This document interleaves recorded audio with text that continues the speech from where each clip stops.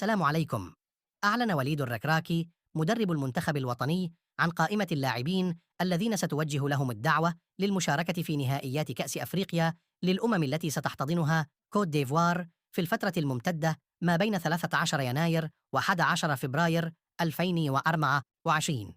في حراسة المرمى: ياسين بونو، منير المحمدي، مهدي بن عبيد.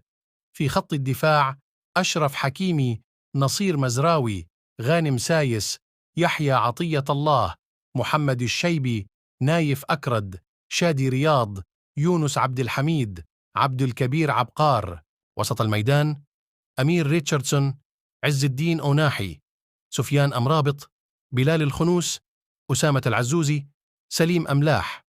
وفي خط الهجوم: أمين حارث، إسماعيل الصيباري، حكيم زياش، أمين عدلي، عبد الصمد الزلزولي، سفيان بوفال، يوسف النصيري، أيوب الكعبي، طارق تيسودالي،